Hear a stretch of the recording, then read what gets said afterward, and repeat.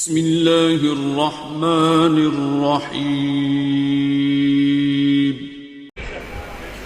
میں ایک اور بھی بات کی طرف اشارہ کروں، یہ جو ہماری مسجدوں میں کرسیاں بڑھتی جا رہی ہیں، تو پیش نماز حضرات ذرا سب کا انٹرویو تو کریں کہ یہ بیٹھ کے نماز کیوں پڑھ رہے ہیں؟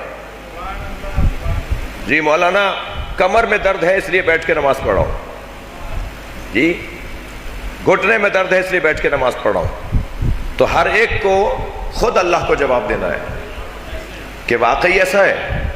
میں ایک آزمانے کا ذریعہ بتا دیتا ہوں، یہ جو بیٹھ کر کرسی پہ نماز پڑھیں، مسجدوں میں ہمارے ہاں کرسیاں بڑھتی جا رہی ہیں، تو پیش نماز حضرات ذرا انٹرویو تو کریں ان کا، ان سے علیحدہ علیحدہ ملیں تو صحیح۔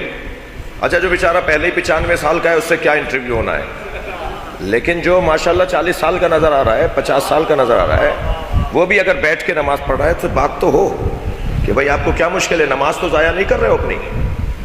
کیونکہ اگر فرض کریں میں رکوع نہیں کر سکتا مگر کھڑا ہو سکتا ہوں، تو صف کھڑی بھی ہے اور یہ کرسی پہ بیٹھے، بھائی قیام میں تو کھڑے ہو جاؤ۔ نماز میں صف ساری کھڑی بھی ہے، یہ کرسی پہ بیٹھ کے نماز پڑھ رہے ہیں، یہ کھڑے، گھر سے چل کے آئے ہو یا نہیں؟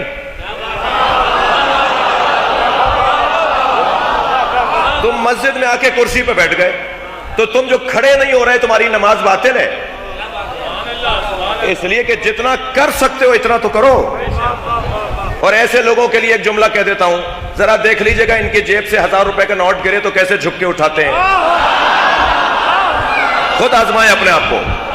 صلوات پڑھیں ذرا محمد و آل محمد۔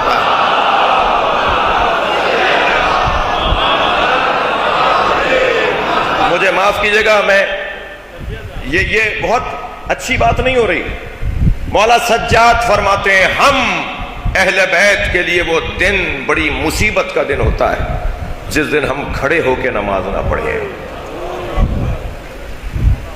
اور پھر فرمایا کہ میری دادی نے 3 دن تک بیٹھ کے نماز پڑھی، میرے دادا علی نے 3 دن تک بیٹھ کے نماز پڑھی، میری پھوپھی زینب نے جب بیٹھ کے نماز پڑھی تو میں نے ان سے پوچھا کہ پھوپھی اماں آپ تو عالمہ غیر معلمہ ہیں، تو فرمایا کہ کھانا اتنا کم ہے کہ میں اپنے حصے کا کھانا بھی بچوں میں کھلا دیتی ہوں، میں بغیر کھائے کتنے دن کھڑی رہوں۔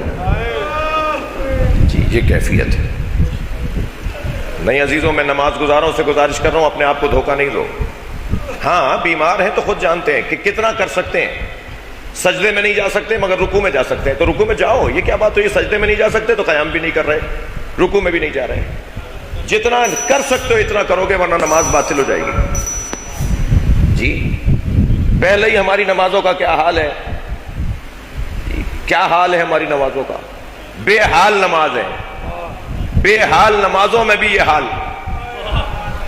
تو کچھ تو اہمیت جو اللہ نے نماز کی فضیلت رکھی ہے اس کی طرف توجہ چاہوں گا۔